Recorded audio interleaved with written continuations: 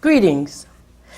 I am Dr. Frances Caple, retired Associate Dean of the School of Social Work at the University of Southern California, and a member of the Selection Committee of the Hall of Distinction, which was established and is maintained by the California Social Work Archives, or CSWA. Today is August 19th, 2010.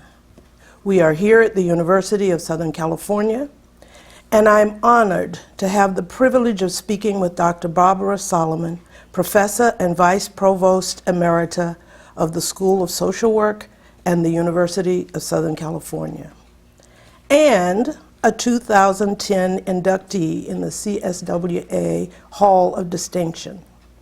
Congratulations on this new honor, and welcome, Dr. Solomon. As we get ready to hear from you, listen with me for a moment. Your preparation for an experience in the field of social work is broad and very impressive. Your undergraduate work was completed magna cum laude in 1954 at Howard University and was followed immediately by your enrollment in the MSW program at the University of California at Berkeley.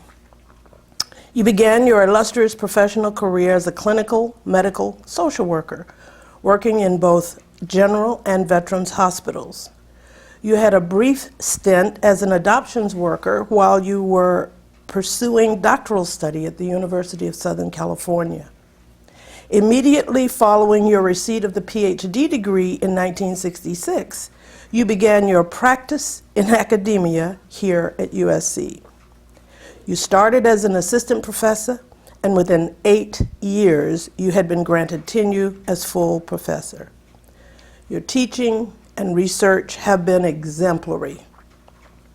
In a history of the empowerment tradition in social work, you are identified as a pioneer of empowerment theory among social workers. I especially recall the high level of excitement expressed throughout the professional community across the country when your book, Black Empowerment, was published. You never gave up teaching and research, but your focus then began to shift to more administrative activity, first within the School of Social Work, and subsequently in 1986, your sphere of influence extended into the university at large, where you served until your so-called retirement in 1999. Your roles at the university level: Dean of Graduate Studies, Acting Dean at the School of Theater, Vice Provost for Graduate and Professional Studies, and Vice Provost for Faculty and Minority Affairs. Fittingly, you unretired and returned to the School of Social Work as professor, actively involved for several years in a major evaluation research for the County of Los Angeles. Overall, you have been highly productive, not only with regard to the positions that you have held at USC, but also with regard to research and publications. Your personal bibliography is extensive.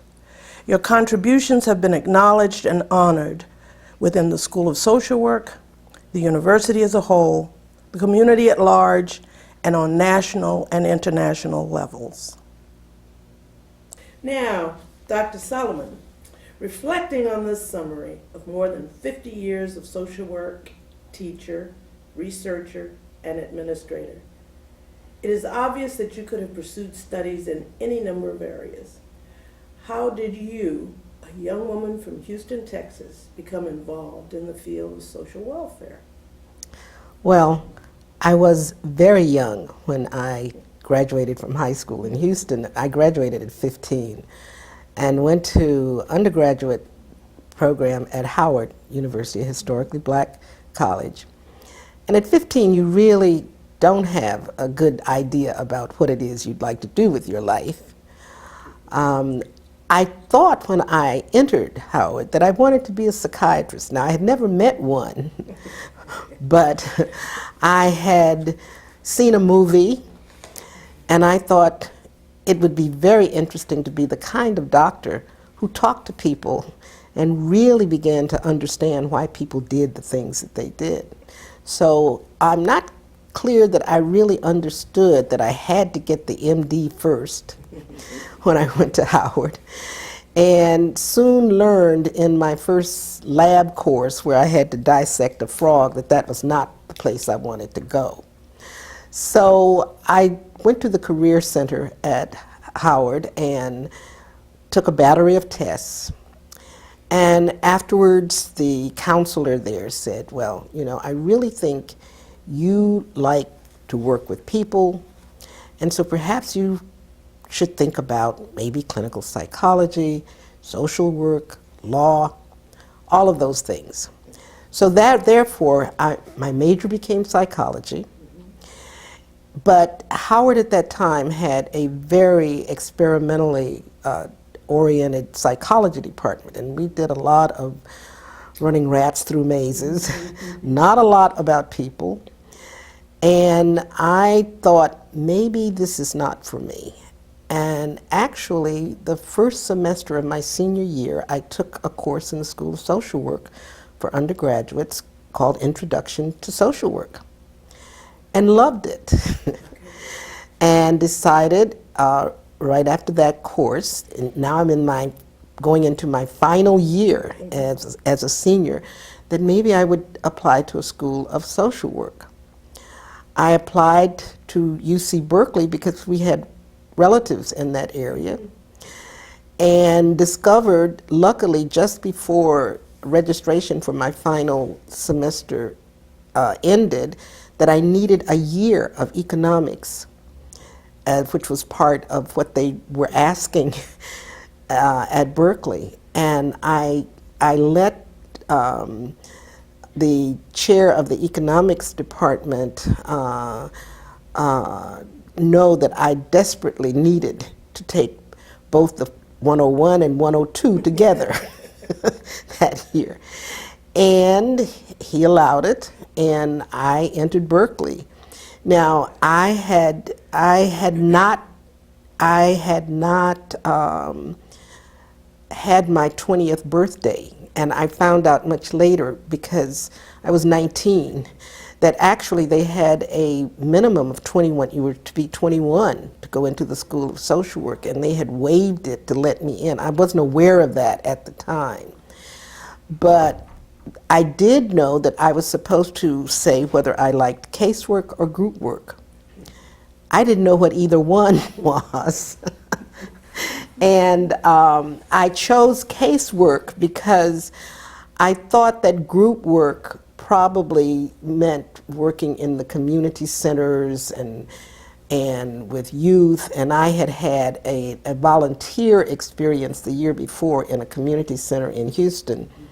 And the teenagers convinced me that I wanted my problems one at a time, not group work. And it sounds like that would be closer to being a psychiatrist. Absolutely. So it seemed that was the way to go. And I really believe that at the time, I chose the best thing I could have chosen. I look back now and say, you know, it's so accidental almost that I chose social work. But then I think, no, it wasn't accidental, because in my house, growing up in Houston, my father had been a Pullman porter, member of the Brotherhood of Sleeping Car Porters, A. Philip Randolph, and all the unionizing at the time. And my mother was an elementary school teacher, and in our house, the issues around racism and the disparities for blacks in terms of jobs and housing and medical care and so on were issues that were frequently discussed in my house. So it wasn't really accidental. No, I hear you. I hear you. That is a very, very interesting set of beginnings, and you hear the foundations of where these 50 years took you. What was the field of social work like, the political, social, and economic climate when you started in the profession? And as you reflect on that for a moment, how do you see these having changed during the course of your own experience? Well, remember that I entered the School of Social Work in 1954. That was the year that Brown versus the Board of Education came down, and racial segregation in public schools was now a violation of the 14th Amendment. It was a time of a lot of concern about how the country was moving in terms of black-white relationships. Very different in the sense that at that time, diversity issues were almost cast in black and white, not in terms of other minorities, although clearly there were issues with those groups. It was really frequently posed as a black-white question. And schools of social work had their problems in terms of how the profession was dealing with the issue of racism and segregation. My first field setting was with Oakland Red Cross Home Service Department. And one of the first cases that was given me was a white woman from Mississippi who was trying to join her husband in Korea, was very pregnant, and had been told that she couldn't fly, she couldn't go by boat because of her pregnancy, and hadn't been able to arrange flights, and she came into home service for help. When the case was assigned to me, I saw that this was her first time out of Mississippi. And I went to my field instructor and said, I'm not sure how she's going to really be willing to have a Negro social worker assigned when I know how white people in Mississippi feel about us. And my field instructor at the time said something like, well, she's probably never had an experience of having any black person in an authority position. This will be a learning experience for her. And if you really believe in the worth and dignity of the individual and all men are created equal, that you'll get through this. I didn't even mention my feelings about whether I really wanted to help her or not. But I thought, okay, I'll try this. I can tell you that it was rather rocky at first, and I felt that she was somewhat reluctant at the beginning, but her problems were so really serious for her that I believed soon that she really got over that, and we were able to deal with how she was going to arrange to live in Oakland until she could get the actual approval from the military to fly to Korea and all of this. And I came into the office one morning and they said to me, your client is in your office and she's really hysterical. She's crying. She's very upset. She says she has to see you right away. No, she doesn't have an appointment. Can you go in and talk to her?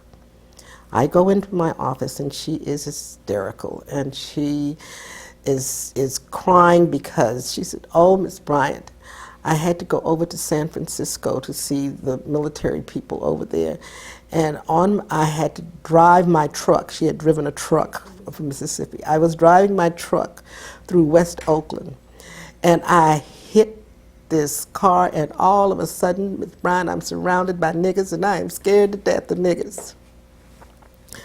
Oh my. What on earth did you say? In that situation, I'm not even sure what I said because I was stunned. And she went on with her story, And at some point, I did, in fact, just join the discussion and try to help her through this whole big problem as to what she could do. But afterwards, I went to my field instructor, and I said, I'm not sure this has been a learning experience for her, but it has certainly been one for me. Because I've learned that if you are truly prejudiced against a group and you meet someone who doesn't fit the stereotype, you just lift them right on out of the group and you go right on with your prejudice. And unless that is somehow confronted, nothing changes. Nothing is really going to change. It was a learning experience for me, and I think it was having that kind of experience within the profession that led me to consider, even at that point, that maybe the profession needed to really take different approaches to how they dealt with issues of racism and hostilities, intergroup conflict, and that kind of thing. So I think the profession had a more abstract concern, but had not really developed the kind of interventions that needed to take place when intergroup conflict was at the top of the priority list. This is very interesting because I think at the beginning you were saying, or at the beginning of your vignette with this woman, you talked about her problems being so large or so involved in her life that it sounds as she did put you in another role altogether, and that then when this crisis happens on the street with strangers whom she does not know, it's very interesting. Well, your question also asked, what has changed. Yes. About this. I had the interesting opportunity, I think it was last year, to lecture at University of North Carolina in Fayetteville, which used to be Fayetteville State College. It's a historically black institution there. And they have a school of social work, and they were having I guess an annual lecture where they invite someone to come in.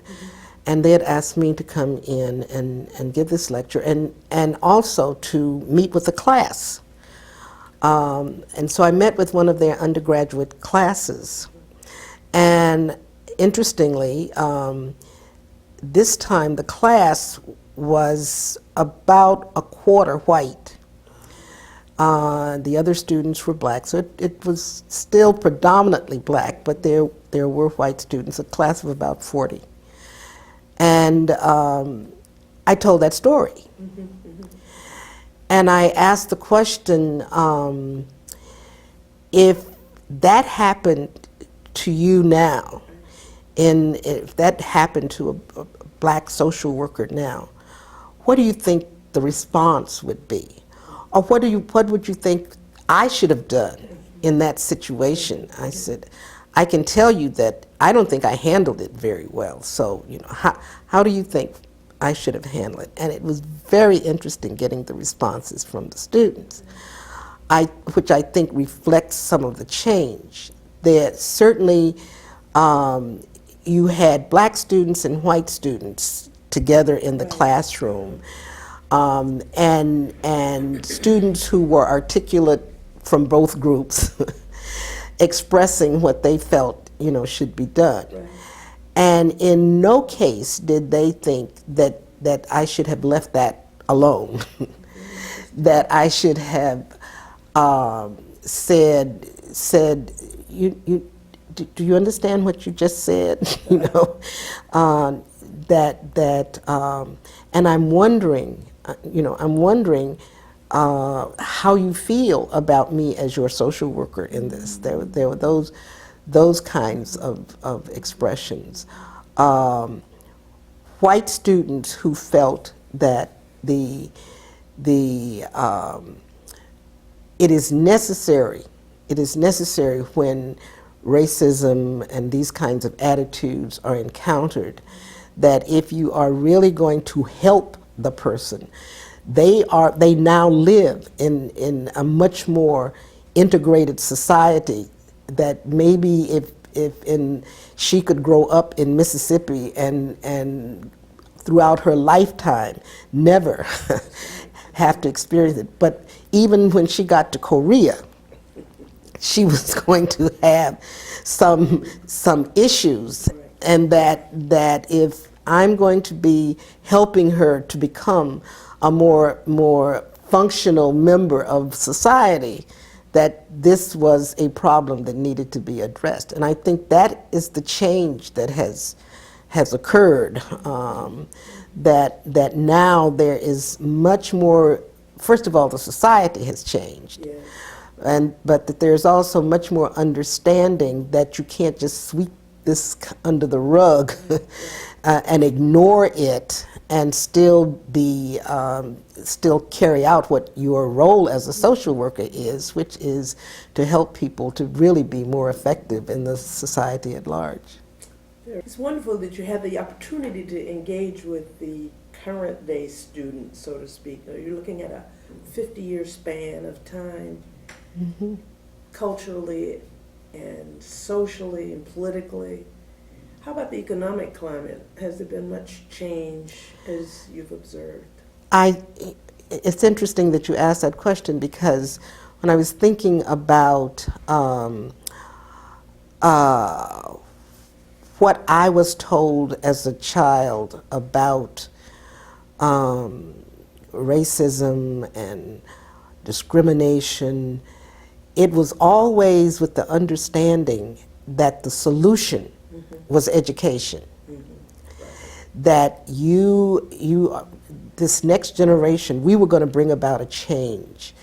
That education was going to be the solution, because when we were educated, we would change the stereotypes yes. of our group as somehow inferior, somehow ignorant and immoral and all of those things. Now, there was not a clear connection with how education was going to do that.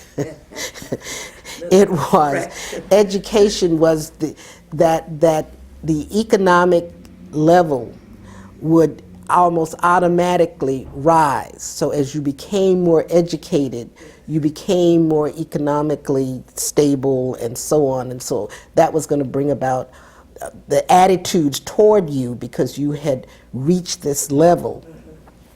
And it's almost amazing to me now how wrong an attitude that was in terms of linking. Now, clearly, education is important, and as you're educated, you as the group becomes better educated, you would expect a higher level of higher socioeconomic level and so on. What I don't think that we anticipated was the polarization into haves and have-nots, mm-hmm. the shrinking middle, right. the shrinking kinds of things where when the African American community thought that they were really on an economic upgrade when Detroit could put you on an assembly line. You didn't have to have a college education, but you could indeed make the kind of living that you were able to send your children to college. That there were these kinds of jobs available. I think what has happened is now you have a tremendous increase in the number of those who were in lower socioeconomic positions in the African American community, who now are CEOs of major corporations and what have you, but the bottom has expanded. Mm-hmm. It has not decreased. So I think we have a much more complicated set of circumstances that determine economic advancement than was true then. And I don't think we have understood that to the extent that we need to in order to really bring about real change. Now you're speaking about this in a broad and generic kind of way, not necessarily in today's economic negative environment. What I'm really thinking about is the notion that education alone is going to bring economic stability, success. I think that there are many other factors, including continuing racism. Including that, I think to feel that there is a level playing field now, and yet you have the attitudes out there that it is. Yes. And so therefore, we underestimate the obstacles that a lot of our clients have to face, because the attitudes are, if you were really working hard and doing what you needed to do, you wouldn't have your house foreclosed on. You would be in good shape and so on. So I think that we've had to rethink some of the kinds of obstacles that our clients are facing as social workers. And because of that, I think we've had to change some of the strategies that we promote. Okay. Now, somewhat in the same vein, then, I understand that at a recent conference for deans and directors of social work programs, that you told former students of yours who were attending your plenary session that you would be speaking about things you used to teach but don't believe anymore. Could you expand a little bit on that statement? Well, my message was really how social work had to evolve along with society, and that things that may have been very important and very true even at one time in history may change dramatically because society changes. And I was thinking particularly of some things around, for example, transracial adoptions. I can remember at the time research that had been done in the past decades. Now we're talking about the 60s and 70s, over the past decades, that had really, the findings had supported the notion that black children needed to be with black parents and in the community, and that it was extremely important even for the black community to have its children not placed outside the community, but in the community, where they were much less likely to encounter the kind of non-acceptance that they would meet if they were adopted by a white family living in a predominantly white community. And so this I taught. And now the notion was that you were to spend your energies getting black families to recruit black children. I think that there are many things that have changed since then. I think we have far more black children needing to be adopted than we did then. We have a much more, a society much more accepting of multi-racial children. So many, it's not just black children versus white families. You've got multicultural families, and I say this from my own experience. I have 4 children. My oldest son, my 7 grandchildren. Right. I have 1 grandchild who has a white mother. Okay. I have 2 grandchildren who have a Latina mother. Okay. I have 2 grandchildren who have a black mother. I have 2 grandchildren who, the children of my only daughter, whose husband family is a long time from free slaves kind of background, so therefore has a long history of political involvement. Now when that part of the family sits down with my white side of the family, which was all in Kentucky in the military, with my Latina group, Thanksgiving dinner becomes very interesting. It becomes very interesting. And I think that there's more and more of that in our society now. So again, we have a much more diverse society, so that the options have expanded. It's not, will this child be adopted by a black family or a white family? That no longer is the kind of option available. So again, I think I would teach something very differently about that than I did. So it's not a straight line. There are layers. Layers, there. right. Okay. And this reminds me of, I had an interesting conversation with one of my engineering faculty on one of my committees when I was dean of the graduate school.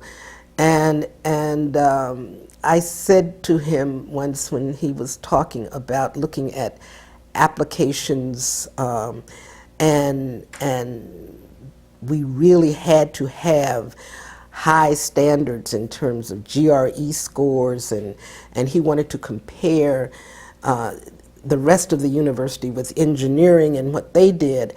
And I said to him, well, you do understand that we probably have to have much more intellectually competent students in social work than in engineering.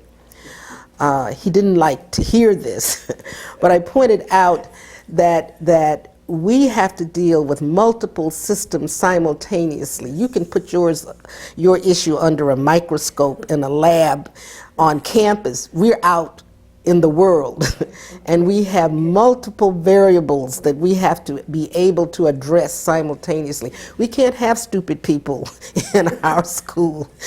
I'm not sure we were much friends later after that, but. It's a great comparison, though, because I think you're absolutely right. What one does in a lab versus what one has to do in the real world. Right. And so therefore we have to be able to assess.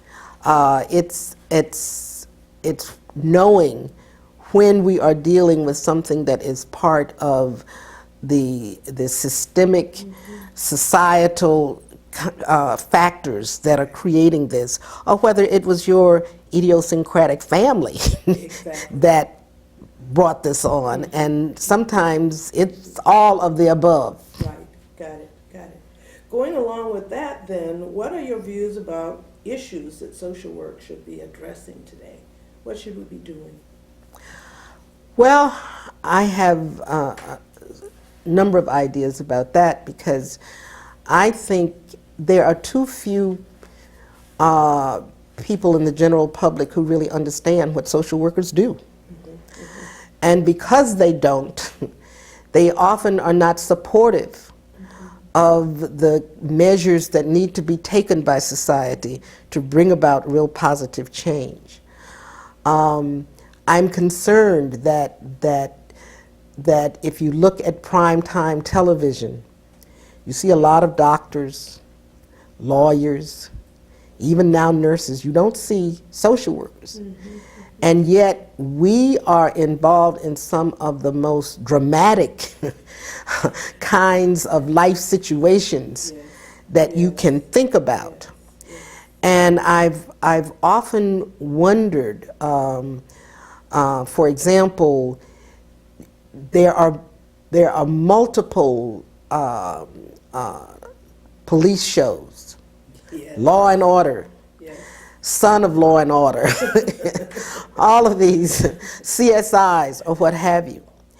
And yet social workers are frequently in police departments. Right. Social workers are frequently, particularly with emphasis on community policing, are called when there's domestic violence or things happening in the community. And yet no one is writing the scripts Right. that reflect what happens why you need social workers frequently in those kinds of situations. And I think that a lot needs to be done to familiarize the communities with what social workers do. A current project that I'm involved in right now, writing a manuscript that has to do with what I see as needed to deal with the kind of divisiveness in this country now, which almost makes government stand still. And so that there are three concepts that I think social workers have addressed, used, but somehow we have not made that kind of mindset problem solving in the community visible. For example, I think empathy. When I entered the School of Social Work, I was told, forget sympathy, we have to be empathic. We have to be able to put ourselves in the actual place of the other so that we can understand why they are dealing with the things they are doing. We now have a society where very few empathic people are out there voting. They don't place themselves. In fact, they are almost saying they are unimportant, and yet only my group, right or wrong, is to be addressed. So there's not a lot of empathy out there, and there's not a lot of logic. The other thing is, I'm amazed at how illogical we are about when we are making decisions about critical social issues. And the final thing is spirituality, and I think that has to do with the fact that we have placed so much importance on formal religion, which is totally irrational in many cases. And so therefore it's almost, you can't be rational and spiritual, that you have to just accept total irrationality if you are moving in that direction. And I find the fact that secular humanism, which says, wait a minute, we have to learn to live with each other before we think about the heavens. We have to deal with that. And in the research that I've been doing, I'm finding that there are a lot of authors out there, a lot of journalists, a lot of academic researchers who have indeed come to those same conclusions. There's a marvelous book called The Empathy Gap by a philosopher who has analyzed this whole business of empathy and how we get it and how we get to it. But who is reading philosophy books out there? Certainly not the taxi driver who tells me that we need to send everybody who's undocumented back to Mexico or wherever. I mean, they are not reading our books. And so I've talked to a literary agent who said to me, you know, you academics do some wonderful kinds of things, but we can't get it published out here in the general public. And I think a lot of it has to do with language. I think a lot of it has to do with how we how we tell a story. We don't, when I was doing my doctoral dissertation, one of the first things I was told, leave I out of it. Okay. I don't want to see I Right. in there. And everything is footnoted. The general public wants stories. Yeah. They want memoirs. And we don't write that way. Okay. And so what my current project is to take some of these things that we have found about empathy and logic and spirituality and tell story. Tell it in a way that the general public can see it and understand it. And I'm not writing for my students and my colleagues in the university. I'm writing for my next door neighbor and the taxi driver and the clerk in the, in the corner store or what have you, because I want to write a book that they might read. Okay.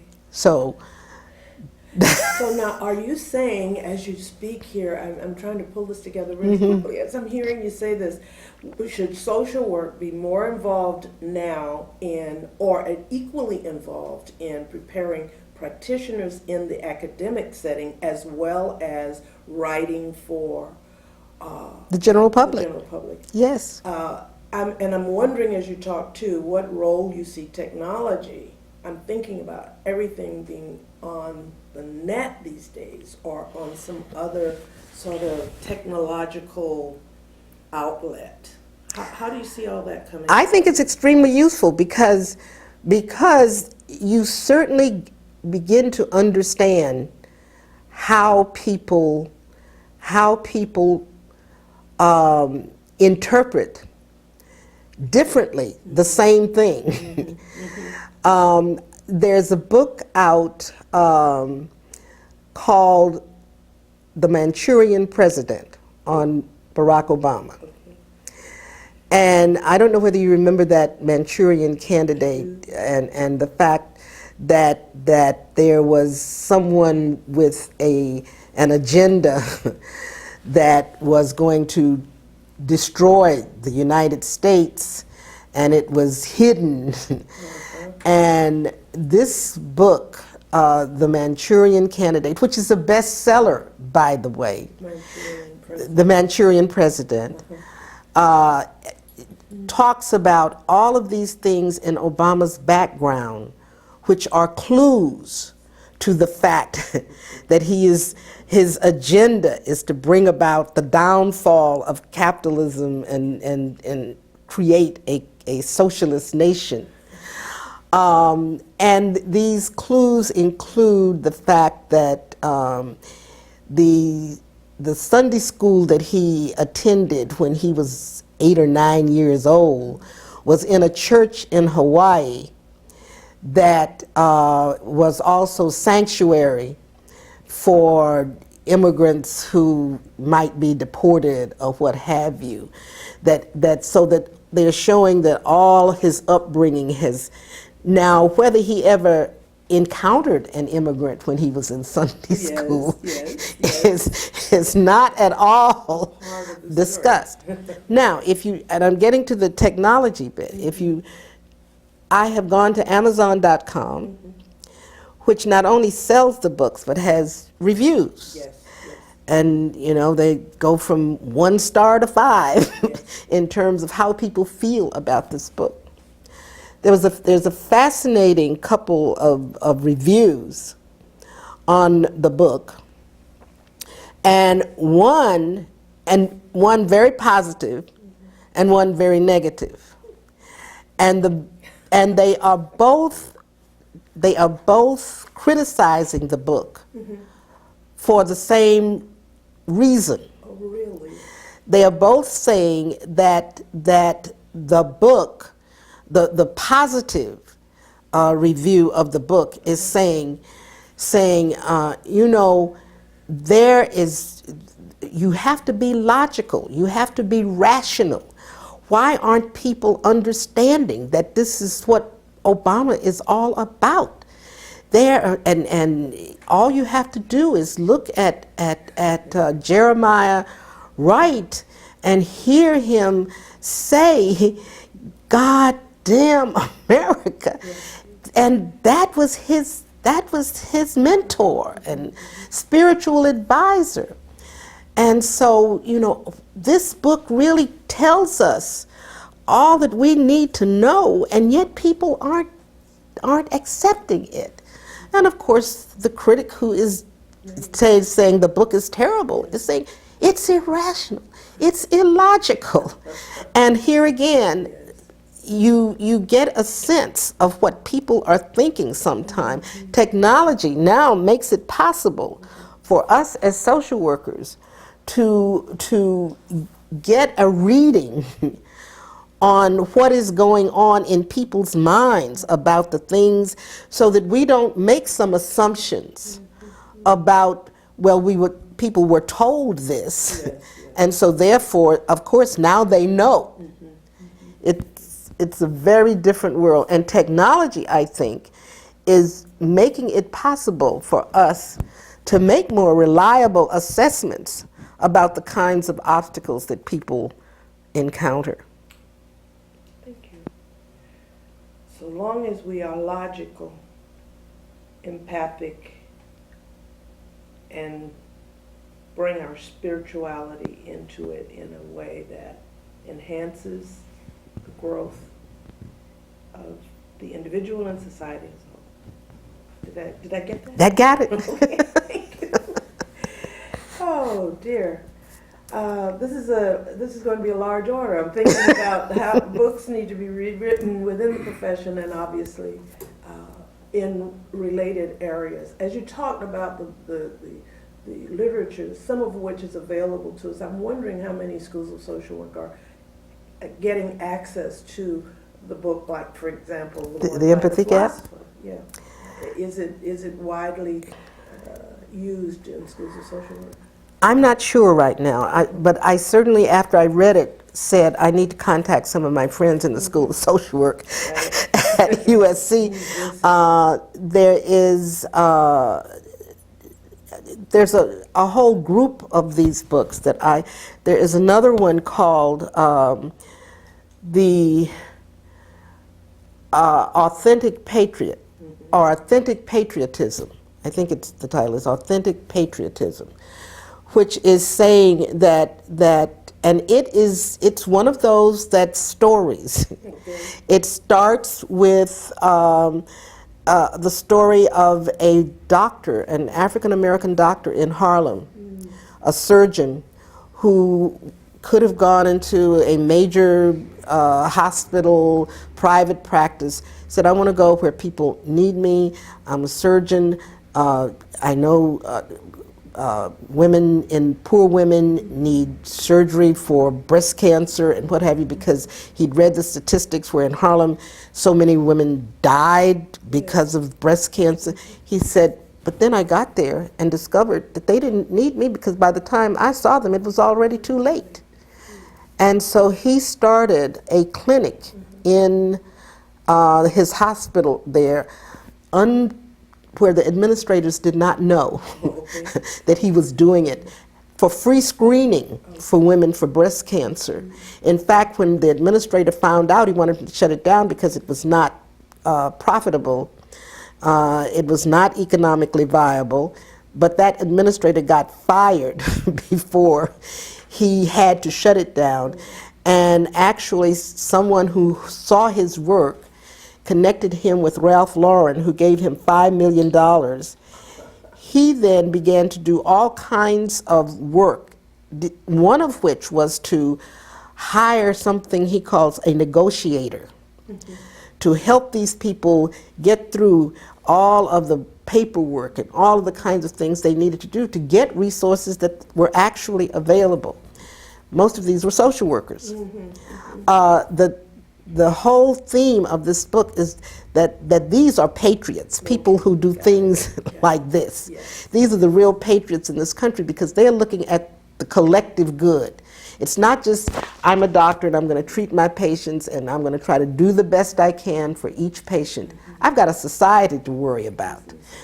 And I think for those who are looking at how to affect social policy and what have you, getting a sense of how you counter the idea that social workers are just bleeding hearts, Yes. and that we may be the models for the true patriots in this country instead of the Tea Party. Excellent. Excellent. Thank you. I'm going to shift gears just a little bit. And I want you to reflect back on the various positions that you've held. Which did you find most gratifying personally and professionally, and how so?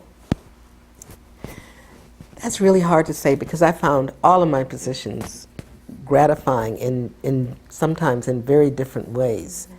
Maybe I can best answer that by saying that the most gratifying thing I found in all of the positions was the fact of how important social work skills are. Because it didn't matter whether I was in the School of Social Work. I can't tell you how many times I told my peers in university administration, what you really need here is a good social worker. A lot of it, because a lot of things ended up on my desk that didn't need to be there. Gotcha. And what I was finding was that, for example, many of my colleagues, when really serious problems came across their desk, their idea was, you know, maybe if I wait long enough, it'll go away.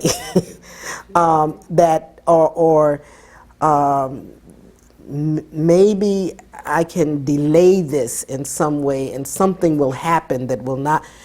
Social work, we are trained to go to the problem. Okay. And you try to solve the problem in the here and now instead of putting it off. And what would happen, since I was in the provost office, we were the kind of last resort. So therefore, we were getting things that should have been handled much earlier. And this was true. So and even when I was acting dean of the School of Theater, which was about as far as from social work as you think I could get. But what had happened, the dean had resigned very close to the end of the school year. And the provost said, we need a senior administrator to go over into the School of Theater and really administer the school while we do a national search. And I'm reluctant to appoint anybody in the school because there are such factions in the school that anybody I appoint is going to be criticized by some others in the school. So I'll send an external administrator there. And so he asked me to go to do that. And I learned an awful lot, again, about how social work skills are useful. One of the most exciting things done that year, and I think the faculty did it because they knew I was a social worker. They thought how theater could be used to dramatize some of the kinds of issues and problems, again, for a larger audience than social work. That if we wanted to get the message out, we could have it dramatized. And so we piloted this in the Bing Theater. Yeah. I don't know whether you recall where we had theater students on the stage acting out problems that students had in their classrooms with trying to deal with diversity, with gay issues, and all of those things. And we had students from social work and theater to discuss this afterwards, and they loved it. Very exciting. They loved it.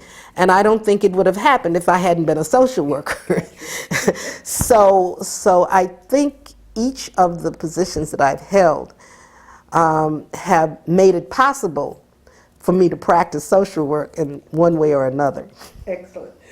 And just a slight side there, as you talked here, it's obvious then that there are some enduring aspects of social work, the skills elements that will probably go on forever, but it's that specific category that you were talking about a little earlier that you need to rethink the specifics of what you need. Absolutely. And how you modify it given change. Fantastic. Now, as you held all these positions, which you loved, all of which you loved, and as a matter of fact, I have to say, Dr. Solomon, that as I observed you going through all these years, I knew you loved all of them. So, but that's a great question, just to hear your own perspective on it. What obstacles did you encounter, if any, and if so, how did you manage those obstacles? Well, I certainly encountered obstacles, and that's where social work training really came into effect, because when I first went over as dean of the graduate school, we had no minority graduate fellowships. And I asked, why not? Because I had seen some other universities that had specific ones. And I was told, oh, that's on the agenda. There is a committee, a fellowship, university-wide fellowship committee that the former dean had wanted to set up to really look for funding, how we could, we were always looking for how are we going to fund this, for funding sources. And so he wanted to have a committee to decide to do this. And I'm thinking, oh gosh, well that's certainly going to be one of my first priorities. But in the early part of the second semester, I became dean in September. The second semester, one of my associate deans came in and said, we have some money left over in the fellowship program, and I want to know what we should do with it. I said, how much are we talking about? Oh, about $200,000. I said, and I get to decide how it's going to be used? I'm the decision maker. It's my decision.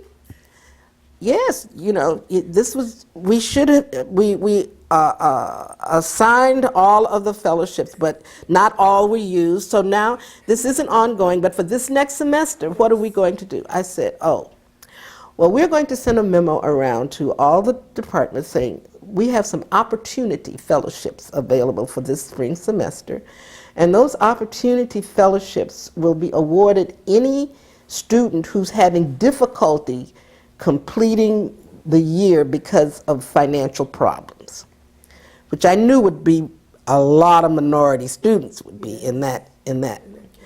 But then I thought about it and I said, okay, Barbara, this is for one semester. Yes.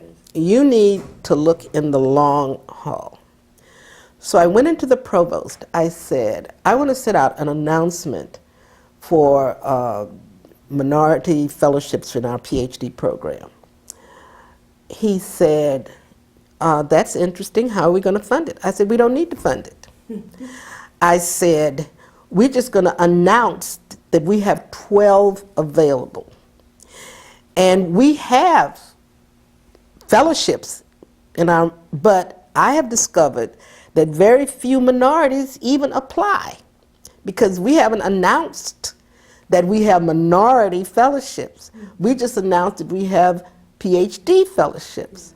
Now we're going to announce that we have minority fellowships, and they will go to the same, all of those applicants will go to the same committee, but what I want to do is generate a pool. I want to generate a pool of applicants, because they are telling me that they only get a handful of applicants who are minority, and they aren't as competitive as the others. I'm counting on the fact that if we generate a larger pool, more will be successful. The year before, we had something like 12 applicants. When we sent out the announcement of minority fellowships, we had almost 100 that came in. And out of that group, we were able then to find 12 who could, and we hadn't spent a dime. We had not raised one more dollar in terms of minority fellowships.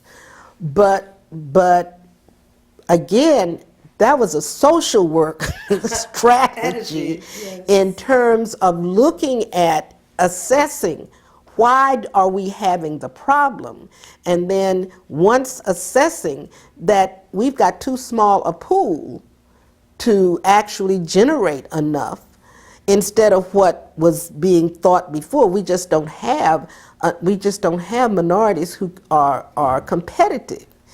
So therefore, how can I increase the pool? I can announce that we have minority fellowships. So those are the kinds of obstacles that I encountered where social work skills really became extremely useful. Fascinating. It is absolutely fascinating to hear you say this, because somehow you want to trust that the larger system really understands what social workers understand, but they don't. Not in the same sense that you just described. Right. So tell them about it and they will come. This is fabulous. Were there any other obstacles you wanted to talk about? Shall we move on to the next question? Because this gets fascinating, more and more fascinating. I'm observing as your career grew, so did your family. And you've talked from time to time about your family, your husband, your children, your grandchildren. You were talking about them a few minutes ago.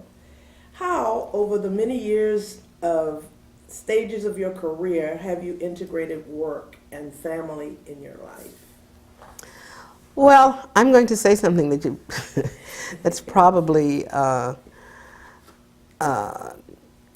politically incorrect, but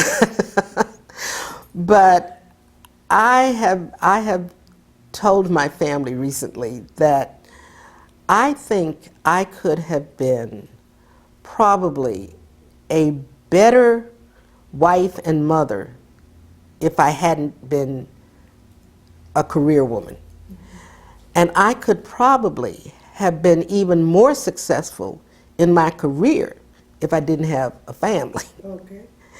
That there is a price to pay when you make a decision that you want it all. Yes.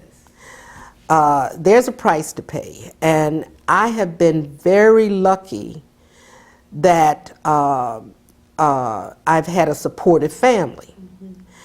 Now, you know, again, and when I said this to my husband, he said, "But Barbara, you have been successful. You know, what do you mean you could have been even more successful?" I reminded him, USC used to have an annual event where they invited all of the community to come to campus and experience USC, and so they would have lectures in cinema, TV, and in social work and what have you. We decided that year that we would do a kind of presentation on diversity and institutional racism. Now, these were parents of prospective students, parents of students, people from the community, all of them coming to campus to get the USC experience. And we had our presentation in a fairly large auditorium in the humanities building over there. I've forgotten the name of it. But at any rate, must have been maybe 200 people who were there. And so I talked about, you know, institutional racism and this kind of thing, and the obstacles faced by people of color. And we had questions and answers afterwards. And one man got up and said, how can they introduced you, they said that you were a tenured faculty member here, you're a full professor. How can you talk about, you know, not having obstacles? Obviously, you haven't experienced any. I said, but wait a minute. I could be Secretary of Health, Education, and Welfare if I maybe hadn't had a few obstacles in the way. You know, you were limiting. You were saying that's all you should really want to be. So I told my husband, I could have been Secretary of Health, Education, and Welfare if I hadn't you guys have you and all these kids all the time. So there is a consequence. There's a price to pay. Now my I was also asked by the School of Social Work when I was in the doctoral program to talk to a prospective doctoral student who had a family and who was concerned that she would not be able to really manage the doctoral program. And they said, oh, well, we have a current doctoral student who has a family, and maybe you should talk to her. Okay. She called me. And I said, oh, piece of cake. I said, you know, it is just great because I've been working full time and now I can read an entire book. You know, and it is not a problem. You'll be able to do it. She entered the program. The end of the year, she called me and berated me. She said, I am so angry with you. This has been the year from hell. She went on. And then as she told me all of what was happening to her, I realized what the difference was. Yes. She had a husband who expected her to have dinner ready when he got home. I had a husband who was cooking the dinner. So it was totally different. So the support of family is what makes it possible. And I had a mother-in-law who would come over and help my husband when I was out of town. These are the kinds of things that are very, very important in helping you to manage that kind of thing. And also knowing that they are doing that, making sure that when you do get the opportunity to show how you appreciate it and that kind of thing, to do it. I think that's really the way to make it happen. It's a marvelous perspective because as you described it, it sounds almost like in the end there's the marriage of family and work, or marriage between family and career. The family has to be a part of the career and absolutely, and to some extent perhaps vice versa. Absolutely. That's very good because I was hoping as you started it sounded almost like you were saying this is only a profession for single people.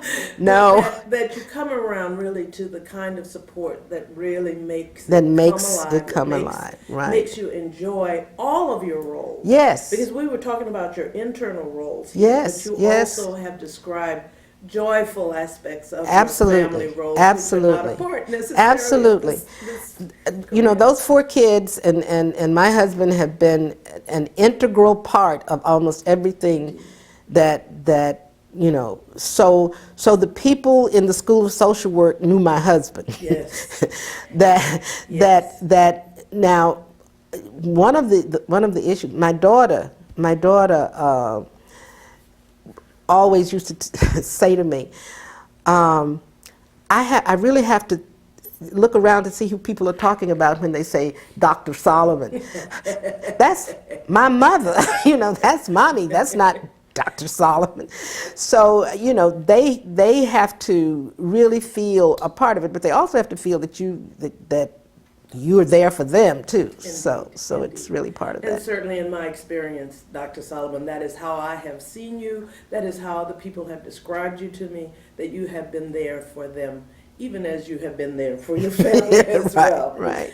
As we come to a close here, what would you like to say to social workers who will be viewing this tape in years to come? I would like to say that no matter how coincidental or accidental a choice of career may seem to be, that generally your choice is based on your whole life experience. And when I have heard people sometimes say, oh, if I had it to do over again, I wouldn't do what I'm doing. That has never entered my mind. I have never thought, well, you know, there are more opportunities now. I never knew about all of these things that you could do or you could be or what have you. But I can truly say that if I had it to do all over again, I would choose social work. And I think there is a kind of frustration that and burnout that you can get into, because the things that we deal with are extremely stressful, stress-producing, and all of that. But I like to use a kind of baseball analogy, that the pitcher who has, or the batter who has a 350 batting average every year is almost in the Hall of Fame, because you realize how difficult it is to hit that little ball coming at you. And so if you hit it 1 out of 3, you are Hall of Fame material. Yes. We get upset sometimes because our batting average is only 50-50. Yeah. We should be in the Hall of Fame if half of our clients really succeed, given the kinds of things that we have to deal with on a constant basis. And so, because we are sometimes maligned for those minority instances when we have failed, and sometimes fail miserably, we don't appreciate how well we have actually done given the difficulty of the things that we have to deal with.